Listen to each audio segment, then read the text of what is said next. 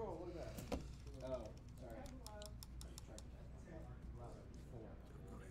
All right. All right. So he's still right in range. All right. Yeah. Which is fine because he's actually facing. So this way. Yeah. Because he has to have to. Hey everybody, it's me, John, and I'm joined with So technically Sean. Hello. yeah, so we got a lot of stuff to work on today. It's super exciting. We're super busy. Yeah, it's super busy. I'll be working on this preview model sent to us from Privateer Press. It's kind of hard to see. It probably looks like a tuft of whipped cream. But this is the Spirit Cauldron from War Machine and Hordes. So hopefully this is showing up right. And I don't have my hands just blocking the whole thing. But yeah, so this is the Spirit Cauldron. It's pretty neat. It is a 1-2 part of the new Minions release, the Spirit Cauldron and Boil Master. He's going to sit right there. And I started on the Boil Master here. I specifically got the Cauldron to the point where I want to be working on the flames for him. So I'll be doing that in just a second. And Sean's got this. Oh god, he's not going to fit in frame. This way? He's that big. Yeah.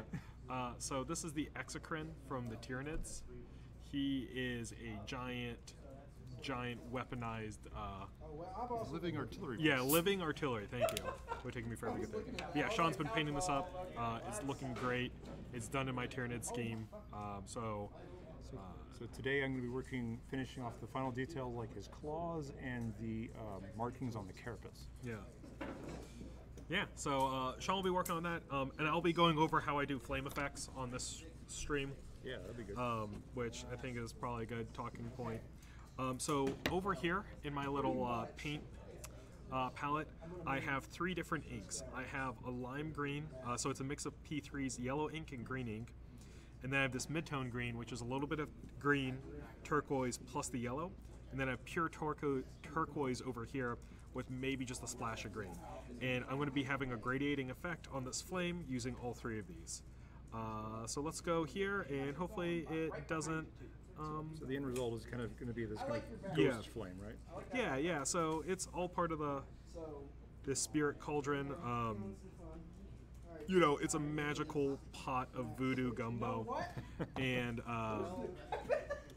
I want it to definitely look that way on the board. So, starting off with this like super light green, and the nice thing about this kind of effect that I'm doing is that it's all done through glazing. So this like super thin paints, and that gives me a lot of control over the end result, like the colors that I want and all of that. So glazing built over the white. Yep. And these are all inks, so they're already thin to start with, but I also thinned them down a little bit more with water to give myself a little bit more control over this. So this green is going to be the initial effect, and I'll probably do a couple passes on this just to build up the color that I want. And I'll be trying to follow kind of as much as I know as an artist about lighting. Remember the rules of fire. You always paint it red, right? Well, no, no, but fire works in reverse. Yes, yeah. As far as lighting goes, Absolutely. the deepest parts are the warm parts. A lot of people will do, have like a fire, and they'll do the internal side like reds and browns, and then on the edges are going to be your yellows. But it really works in reverse. Because the more yellow the color is, the brighter it is. I'll actually probably be coming back with a yellow ink for at least the lime green parts to really kind of push that heat effect later. Right.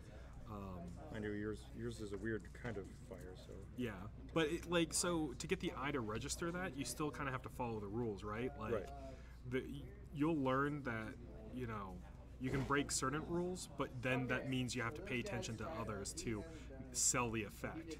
You can only make something so weird and fantastical before someone loses the ability to relate to it. Well, also, it relates to the idea that people will accept the implausible, but not the will accept the impossible, but not the implausible. So they'll accept green fire. Yeah. But they won't accept the green fire if it's just doesn't look right. That's not helpful. So I'll be glazing this, and then I'll be blending in some of the other greens, especially towards the tops up here. And that's just to kind of darken things up and to transition into the next step. So, that's why I was trying to keep. So yeah, this is how many kind of layers are you going to be doing? Quite a bit. So there's 3 colors to it. There's 3 colors to it, but it's probably going to be several layers with each one. Right. It just kind of depends on how the glazing goes. So how the colors dry, how it sits. I usually have a problem with this because I see too much white and I want to go back and like get rid of it. Leave it alone. But yeah, so like a lot of times it ends up benefiting me if I would have just left it alone. So we'll see if I can restrain myself or not. Plus, sometimes you gotta wait for everything to settle. Yeah. Especially with acrylics. Acrylics tend to dry duller and darker than you put them down. And I also have Sean here to make sure I don't go too overboard. David is demanding he sees his Krieg. They're on fire. I'm gonna get rid of Oh no, the one Sean's working on, Mark. Oh, you mean this Krieg? Yeah. Woo. Get that in shot. He's slowly marching up. Nope. He's up. Hut, hut, hut, hut, hut. The angles are all weird. Here's a tank Hello. showing off. I guess I'll Yeah. So Yeah. David, yes, your Krieg's also getting worked on. Yeah, I'm going to be working on finishing up a group and also have a bunch of the special weapon troopers. Ooh. So I'm just gonna. They're almost done. Yeah. Is a melt-a-gun variant. So they're almost done. So they'll be finished, if not today, during the stream tonight. Just in time to get the next batch. Yeah. Well, you saw what David ordered, right? Yes. Yeah, and he showed me the door stopper. Smog? No, well, there's that, but I'm talking about the tank. Who wants to see Smog being painted on stream by Sean Twiddy? Not me. Who said that? But I agree with him. That person seems to have his things together. Yep. So yeah. Leave Sean alone. No, there is no peace, Sean. I can tell you that much for a fact. No. All right, so I'm Sure, working. it'll be fun to do for the first few months. I'm adding on some of the teal flames now, and what I'll probably be doing after all this, after the sets, is coming in with a little bit of acrylics, like your normal kind of like layer paints from Games Workshop, and I'll be using this to force lighting effects and pick up things that I might have missed with the first pass. So one of the things with like glazing like this is that sometimes if you've handled the model too much, it ends up being a little too glossy, and so when you're trying to use this glaze effect, it will not stick to the model. So that is something to be mindful of as you're doing this as well. Now the glazes, those are, what are those, the P3s? P3 inks, Right. which I love these things to death. Like, if yeah, you are they're really great. glazing, these are by far my favorites. Now, washing, GW still king. P3s are really great for if you want a nice, even coverage of a color. Yeah. So, as I said before, this is going to be several coats of this, but because I really want this flame to be super vibrant and rich, and doing this technique is going to be a long time building up these colors. So, you guys are hopefully going to see all this progression and build up. Are there any questions? Anyone have any? Ross Zimmerman wants to see Smog. Ed says no one plays Krieg. You should probably just throw those models away. With a let people know where they're going to be thrown away, right? Yeah. Like, which dumpster they'll be in and when's the pickup. Right. Yeah, I just thought something about Smog. Yeah? It's that maybe you guys can team up and like when you paint the model, you guys take a section. I'll start at one end, you start at the other. Yeah. Just coordinate and be like, okay. You know what, Sean? I'll do the gold pile he's sitting on. You got the rest, right? That's not an even distribution. No, it's fine. And speaking of Games Workshop stuff, I think me and Sean are both kind of excited about the the new elves coming out. Oh my jeez. Snake ladies. There is documentation saying that if I could play an army full of just snake ladies, I will pick up this new faction. And lo and behold, they heard you. Yeah. Games Workshop knows my number. So yeah, the moment I saw their reveal, I started thinking about color schemes, and I think Sean had the same thought as me. So what are you thinking for these snake ladies? Well, it might be depending on what type of snake bodies they actually come with. You know, if they if their bodies are like kind of look more like rattlesnakes rather than like coral snakes. Yeah. It depends on what the scale patterns are. As if that's very important, but to me it is. Yeah. Do they have the kind of like scale patterns you'd see on a water moccasin or or an asp, or more towards like black snakes, or as I say, coral snakes.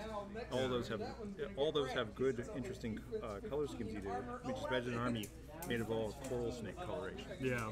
The kind of the red, black, yellow striping. Yeah. That might be infuriating to paint on like 30 of them, but it might be a way to differentiate your units. Maybe there'll be a small elite force, and you can kind of make that buy. That's true. Yeah, I don't think it's going to be a big army. I mean, it's not about the snake ladies. Yeah, I mean, elf armies are always tend to be pretty small. Especially if they go back to So, like the thing I'm concerned about is, like, the Witch Elf spam. Like, seeing, like, 40, 60 Witch Elves on the table. That I don't want to... That I do not want to paint. Come on. Yeah, it's not gonna, it won't be fun, because it's a lot of skin. Just like with the Fire Slayers, it's an army that you better like painting skin. Yeah. And with me, when I do like skin tones, it's really hard for me to like assembly line skin because I want them to have different tones and different hues. Like, I don't want everyone to have the exact same skin tone, right? Right. So, but, I mean, then again, there's, as far as other armies that are like lots of skin showing, there's the Beastmen, there's the Fire Slayers, there's the Bone Splitters. Yep. So, and of course, like the Flesh Eater Korps. So if you paint any of those, then the amount of skin you'll get on the Witch Elves actually isn't that bad. Witch Elves actually wearing armor compared to some of those factions. Yeah, I guess that's fair. But it's much softer features. By virtue of having female models, especially female elf models, it's much smoother features. You know, the Flesh Eater Korps are all knobbly and dirty, and yeah, like bones sticking out of them. That doesn't bother me to paint like that much skin tone. Me and Mark split a Flesh Eater Korps army like a while ago, and it was like the distribution of work on that was not terrible. So what, you got the gold pile? Yeah, I got the gold pile, more or less. No. I actually got the brunt of the work. We had it where Mark was going to assemble and base everything, and I was just going to come in, airbrush, and then pick out the details. Have it very much be a like tabletop standard army. Sure. Just the one have like an Age of Sigmar army for the store, and then two to like do like a fun painting project. Like, let's see how much we can do with the least amount of work. Right. So now, we'll have to see more of the Daughters of Cain have, but there's that definite like Greek aesthetic going. Yes. So I'm wondering if that's going to carry over. You could mine that for color schemes, so like red and bronze. Yeah. Yeah, because I would love to see like more glossy purplish gray snakes, even though I know that kind of gets into like Slanesh territory. But I feel like that's kind of fitting for them. But then having like, bronze and reds and things like that. Right.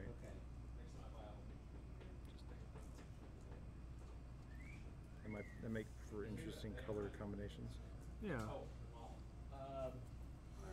So though they would risk going into the range of, like so many other armies I've painted for people, especially David, of purple and yellow again. No, we would never make you do that again, But Sean. purple and bronze, that's just purple and yellow all over again. Not again. There's other colors, there's other complements even. So what I'm doing now is the colors are starting to set. So I'm coming in and making sure that these colors are pulling in the right areas, and that I'm also getting the color that I want on each ones.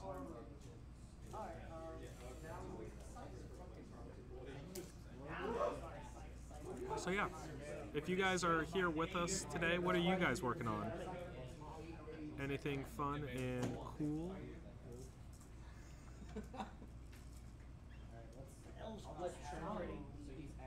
So now with the first... Oh, yeah, what's up? I bought yellow dice. Oh, good. Do you think they're going to roll better? Well, they can't shit the bed because they only pee themselves. That's good. Because they're yellow. I'm not following. Keep painting your mom. And that's our PG-13 rating for the day. Bam. Okay, I just wanted to kind of have the Exocrine lean in here. Yeah. So I'm working on. I've highlighted the claws and spines along his right side, so they stand out. It's just a variant. The spines have the same shading and highlighting as his armor plates, which looks a little dull on the screen here.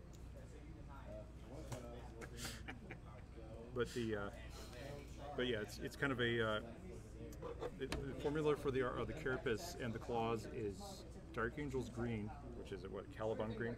Yeah. The Dark Angel's Caliban green mixed with black and then highlighted up to Warpstone glow, and then yellow mixed with the Warpstone glow on the very edges. So it gets nice. I don't know what that says. And I reserve the Warpstone glow for the very tips of the very edges. That was the one of the non-exclusive models. They made Sexy Reinhold. Let's see. And then the final step will be to go in on the carapace and add the eye spots. Yeah, eye spots. So yeah, I'm coming back in and I'm trying to shade. So there's a lot of spots, like I was talking about before, that too much of the white, the original white, was poking through. So I'm coming back in there to try to hopefully whittle that down. And then as soon as I'm done with this step, I'm actually probably going to come in with a yellow really quick and then a blue towards the top to really kind of like push those inks towards those colors that I wanted. Right. John, I have a question. Yeah, I have an about answer. What you're doing? Yeah, what's up?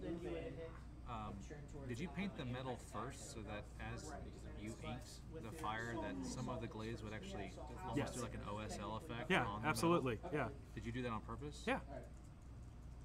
No one believes you. No, probably not. I believe But it, John. yeah, that's one of the things where I wanted to get the metal done first on here, so the color would bleed over. Well, also, I just imagine it'd be hard to come back and do the metal. Yeah, and that's so like that's another thing is like with the workflow. If you wanted to come back and do the metal after this, if you were not super precise with how you did it, you would really wreck up the effect of those flames by doing that. Yeah, all you need is a couple of stray bits of black or metal. Yeah. And the effect is ruined. So Yeah, so you really got to be careful with how you plan out things. sometimes sometimes the process of when I start up an army is the first few metals where I figure out the proper order to do things. Yeah. Like, okay, don't do it there because that gets in the way.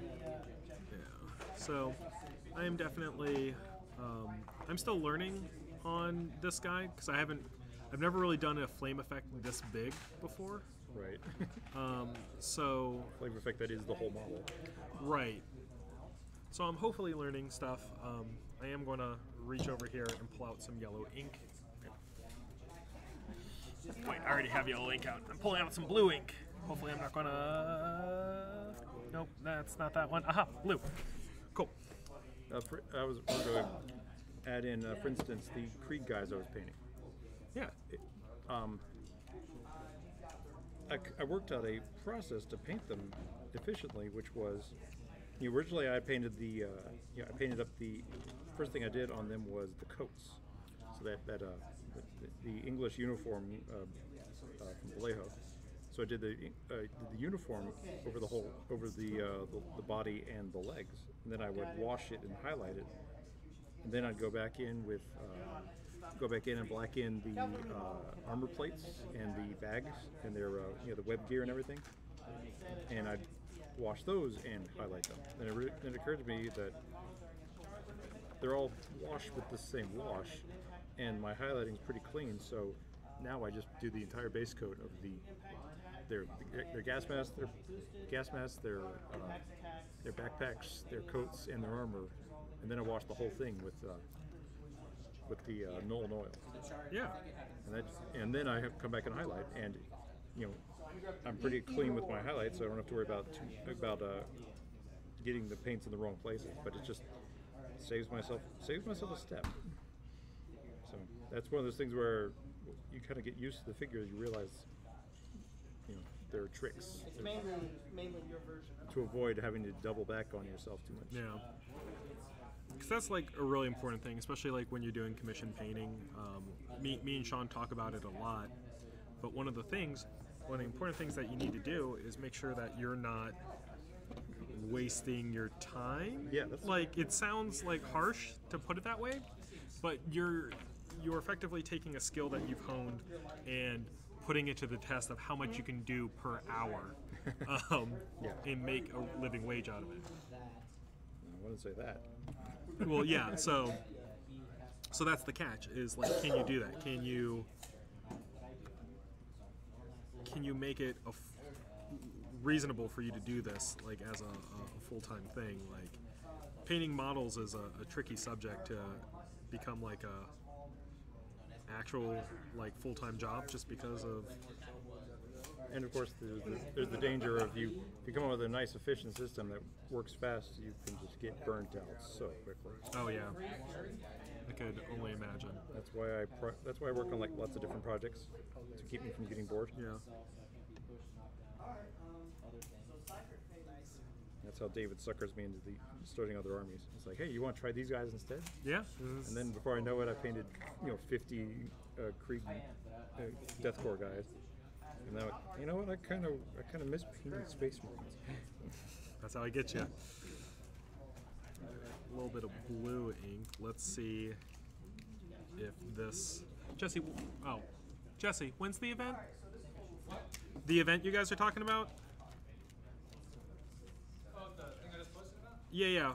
There's a steamroller somewhere in Alabama on the 17th of February. Isn't that our tournament? No, ours is the 24th. Oh, that's right. It's the team tournament here. So, yeah. Well, good. I would not do that to you, buddy. Well, I'm not just, Max. Yeah, that's true. I don't treat my friends like garbage. You are reliable. You know the camera's on, right? Yeah, I do. Just making sure. That's why I said Max really clearly. Max who? Lamon. Oh, okay. That's L-A-M-M. The greatest trader in the history of Giga-Bites. Never a dull day. Don't betray your friends. And don't talk about his belly button on camera. I would do. PG-13. Debatable. He has a large belly button. That's all I'm gonna say. Oh my god. How deep would you say it is? At least, What is going on? at least half a stroke. Oh, sweet Jesus. Half a stroke with a good-sized finger. Oh my god. Good. Welcome to Giga-Bites, everybody. Okay. All his claws are done. Oh, fantastic. Do you want to show them off on the stream? That's a smart looking Ned. Yeah. God, he is the worst thing to photograph. But yeah, Sean has really cranked out. With the camera, sometimes it washes out some of the highlights he does. You can see but some of it. They are actually pretty sharp over here.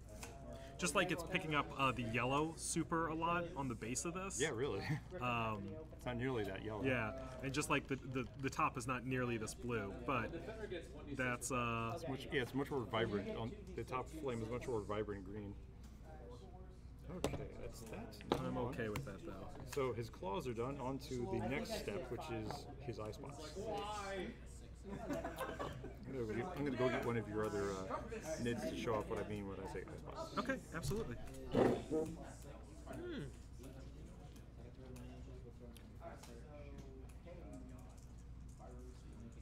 So making sure I get rid of all these little.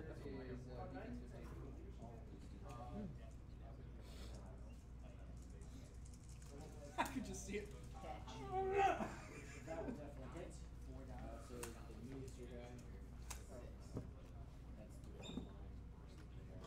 All right, you wanna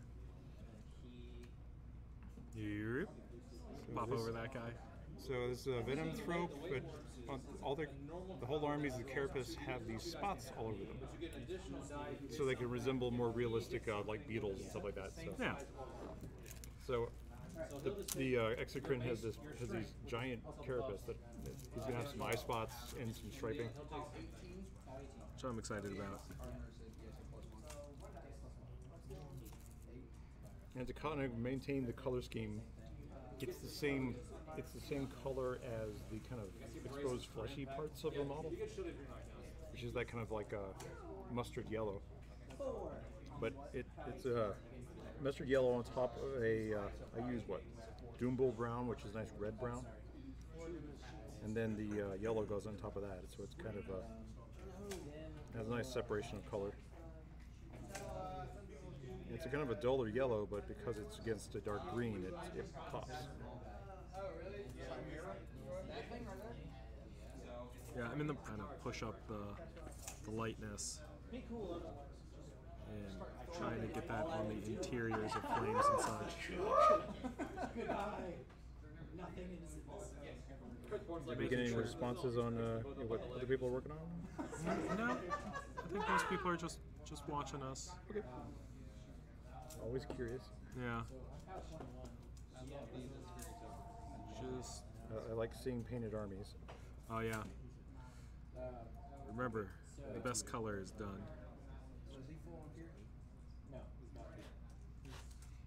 But yeah, I'm just working on this guy. I'm just slowly adding to the flame effect. Eventually, I'm either going to have to set it down and walk away, or just call it done, which is the same thing. But the model is awesome. Yeah, this model is just gorgeous. I love this thing so much. I got to play a game with it earlier, and siege charged Barnabas on Zero Camp. Didn't get there. It was really sad. He should have. He should have killed me real bad. Classic strategy of just leave my caster out there to die. Yeah, it's like I win. Hashtag skills. Can you roll 8s? And he's like, yeah, I can roll 8s. And I was like, cool. Dice -5. Can you deal with that? And he was just like, no. 3 dice rolls a 5. And I was like, oh, that's really bad. You should knock him down. So yeah, Barnabas was a tank, and he got there. And a lot of the reasons why he got there was because of this gorgeous little glowy doodad. Barnabas demands blood sacrifices all the time, and this little tasty pot of gumbo is happy to oblige. No, he's got 22 bottles. So. You gonna mix cayenne pepper in with those washes? I will on number 2 when it actually comes out, and get some like a red pot to go against this like magic one. Some of you might wonder how Discovery Lipstick came around, but you can see what John's doing right now. I don't know if he's just been paying a lot or he got smacked. Why not both? Why not both? Can the Boilmaster be like Occasion Gator? Yeah, no, he's totally. His name is Boilmaster. Is it? Yeah. Okay, because I mean, I just imagine people attacking the pot. He's like, get on out of here. Like he's making like the hand motion. Get on out of here. If you read the fluff, like they talk about how gators can speak. They can speak common. They can speak the common tongue. They just have trouble pronouncing certain words. Yeah, but I imagine it's like thick Creole accents, like. Yeah, exactly. Like, so. Get that on corpses. Yeah. So just imagine like Boomhowler. You're moving towards Boomhowler there. Yeah, no, but that's You know what I imagine. Let me enjoy this. Okay. Yeah, but he's Texas. No. Boomhowler is from a Louisianan family. Wait, I thought, Yeah, that they had Boomhauer? they had a whole episode No, about. that was a Boomhauer. That was the other guy. Oh yeah, that was Dale. Please That tell was me Dale. it's kerosene that's fueling this. No, it's sweet propane. Is it? Yeah, And burns accessories. clean in blue. No, because he's not Hank. It's got to be kerosene. Could be Hank. It's the meat, not the heat. All right. So I'm gonna set this down for a minute and let the paint actually dry, so I stop just like moving around. Stop messing with it. Looking real good though. Yeah. And so while it's drying, it will give me a little bit of perspective when I come back to it. And then two, if I decide to do more to it, the color will actually take to it. Because when it hits to a certain like threshold, like you can keep adding color to it, it's just going to pull around and not look great. Well, there's also the problem that eventually, as it gets semi-dry, Yeah. all the brush does is actually pull it right back off again. Right. End up with lines. Right. That's one thing you want to man. cross, Jesse. Those eye spots. I don't know. So this is the first pass of the eye spots. Like, these big ones here. He's got some on his middle legs, on his back. Yeah. Not too much. I don't want I don't want to make it too big, but a couple spots here and there. Well, do one down the middle of his head, because otherwise his head's kind of hides there. Mark, when's your thing? Oh.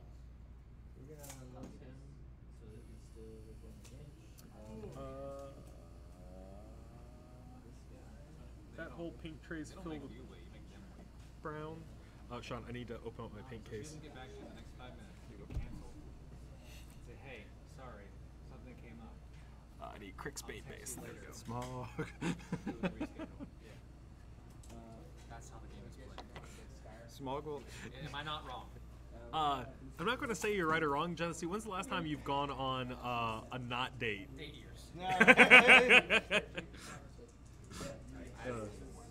Gretchen and I have been together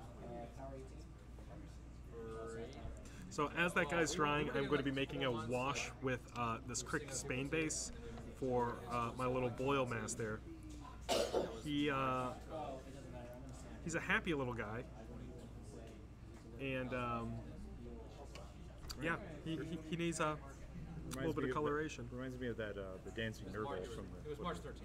No, March 3rd. Sorry. not the Scrivener, the new the dancing Nurgling. Sloppity Bile Piper. Yep. His little gremlin Nurgling. Who's doing his best Muppet impression. There you go. So yeah, doing a shade with the Krieg Spain base over a mix of Trader Green and Gnarl Screen. This is following the Blindwater theme of Gators from the newest No Quarter Prime, No Quarter 3. Which means How do you stumble? They basically just had paint guides. no, but So- as in like, so what is that? Following that, what is that? So Blindwater is going to be the... Yep. Sorry guys, off stream. Blindwater is the central location of the Gator cult. So these are going to be like the central continental ones. So they're from the least, or the most temperate climate. So they have like kind of like a gray-green scale coat. So like Florida alligator. Yeah, they're going to be your closest thing to that. Florida alligator. Which is pretty cool. I like this because a lot of my other gators are already like close to the scheme, excuse me, and it just kind of, this one with the formula, it makes it close to studio colors without having to change too much of mine of what I've already done. So it is a wash of Krieg Spain base. And then I'm going to be doing some touch-ups and some layering of the skin after that. Which is funny enough, that's every single one. Everything. So they still all get Yeah. Well, going back to Daughters of Canon, I'm glad that there's some movement on Age of Sigmar. Yeah, the 40K has kind of eaten up so much of the studio's attention. I really do enjoy the fact that they've gone back to it. Just like they started developing the world, and then like 8th edition just took over, and like it's absolutely great. Like, you know, I love 8th edition. I feel like it was the best thing Games Workshop has done as of late, like in terms of like rules and all that. But boy howdy, has it taken all of the attention away from their other games. And I'm sure it's eaten into the production schedule. I mean, they can only have so much in production at a time. So this guy's looking pretty like brown gray on the stream, but he's very green gray in person, if that makes sense to you guys. And once again, like his skin tone, his flesh color, his gator flesh color, will only be like improved and brightened when I get to other things. So when I do like the fleshy tan underbelly, and his mouth colors, it's going to make all the other green around him stand out as being more prominent. But yeah, so now I have this guy. Now I have to wait for his wash to dry, so I'm going to move back to the pot and going to move any excess ink that I see pulling in any one particular area and kind of drag it around or smooth out the blends.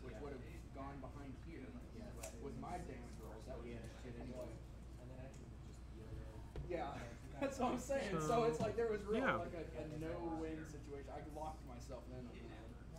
So I was figuring if if we got some background on the Daughters of Cain, I wonder if we're going to have background on the other elves.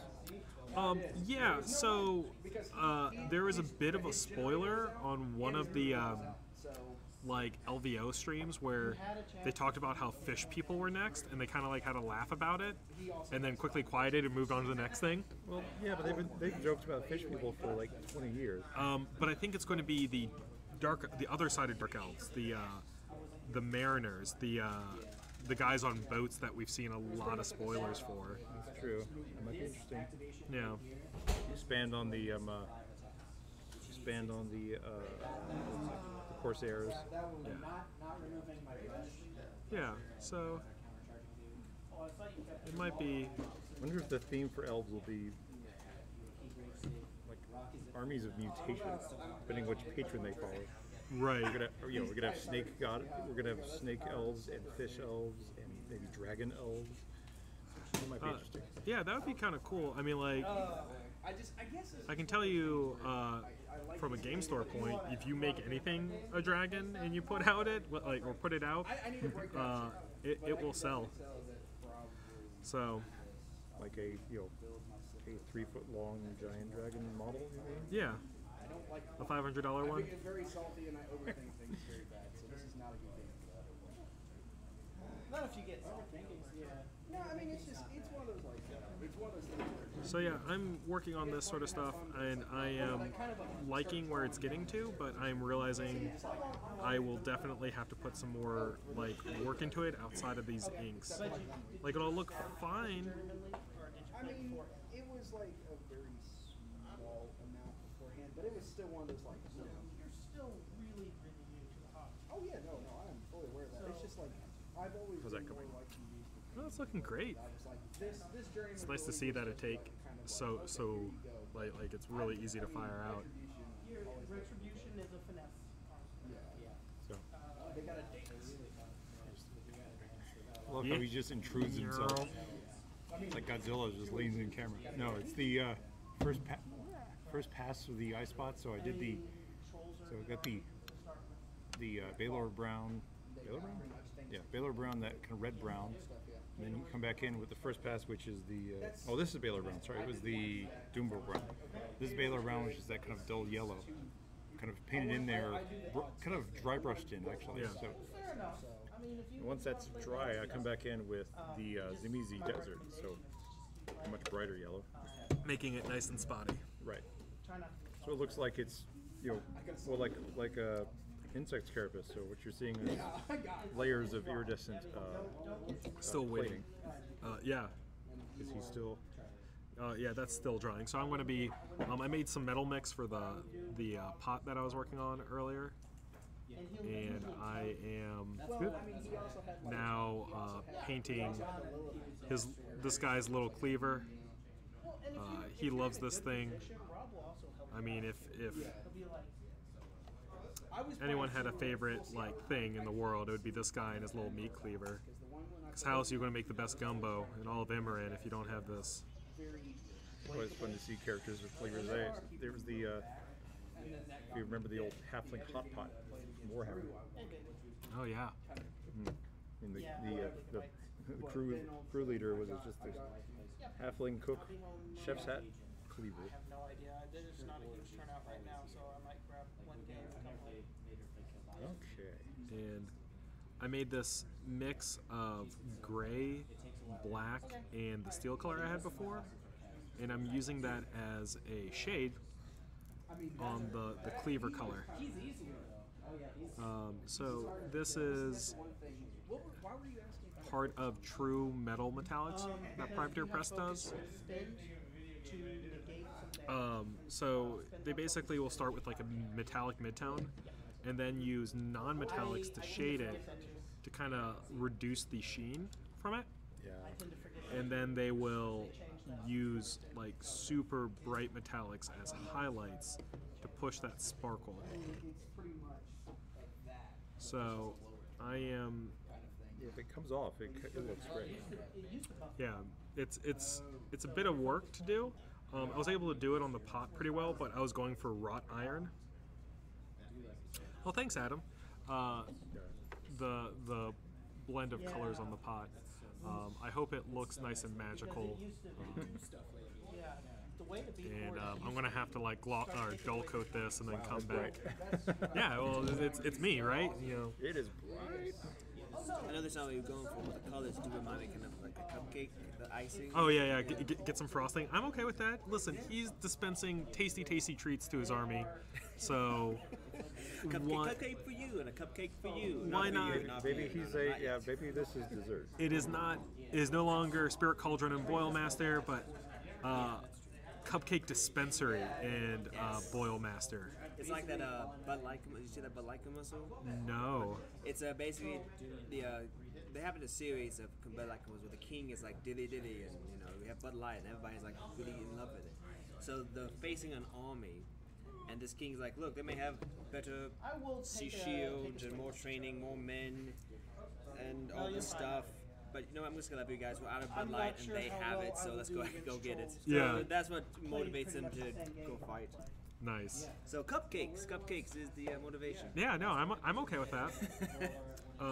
That's like sounds like that's the motivation for the ogres in Warhammer. Yeah. Is we're hungry. This army is potential food. Let's get them. So, one of the things that I like with Blind Water, or like Gatorman in general and Imran, is like Gators in our reality, our world, their metabolism is pretty slow, right? Like, known for the cooking. And they're not known for being voracious. Eaters, right? Like, I mean, they'll eat what they need to and then probably take a break for a while. But in Imran, they are endlessly hungry. They're kind of like the ogres. They're kind of... They're always hungry. Yeah, and so... it makes them more deadly, right? Like, you never know when it's food time for a gator man, but, like, odds are it's either there or getting close to it. I need to switch. So I have no idea. It's 11's or a midnight snack. How this week is gonna yeah, so it's one of those things where it's like I kind of like that fluff behind it. I love car show. Well, yeah, it avoids the problem of you feed a gator once every few weeks. And it gives them a real problem to have to solve. The fact that they need to constantly supply their army with food. Well, yeah, that's an excuse for expansion. Yeah. Otherwise, a gator army could be pretty passive. Correct. Yes. So, like story-wise, it's smart to do that. Now, one thing that gators are, as well as being extremely hungry in this setting, is that they are patient. They are willing to wait a long time in very difficult settings to get a meal. I don't know. I don't want to be around someone who's both patient and hungry all the time. Correct. Yeah. It's a weird contradiction, but like it means that they're not like a ravenous horde, like constantly charging at folks, but they're cunning in a way. Well, it also means that when they finally do get to you, they're gonna just gorge themselves. Oh yeah, absolutely. I have no idea. Okay, so here's the first highlight of the. Passes like the Star Destroyer. Over this way. This way. Yeah, there we go. So this is gonna get, once this is set up, it's gonna come back in with a nice bright yellow, and then.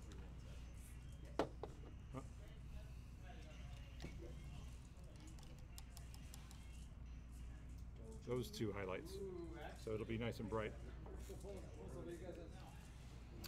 So I'm coming back with a little bit of this Krieg's Bane base, and I'm now specifically targeting areas like underneath his armpits or between his or the back of his knees, between his legs, like any point where there's like a skin fold or a difference. Just like real gators. Yeah, just doing a little darkening. It's little effects like that that can really kind of push your characters to the next level by doing little things to mimic real skin tones or real effects kind of thing. So yeah. So I'm gonna pull out some of these lighter silvers and come in and do a little bit of highlighting on his little cleaver. Won't get too tactful. Alright, my feet or my knee. Let's see. Okay. I've got 180. That's a good spell to start with. Yeah. So working on the cleaver, doing little things like this to knock out the little edge of his little nicks in there. It's really hard to kill.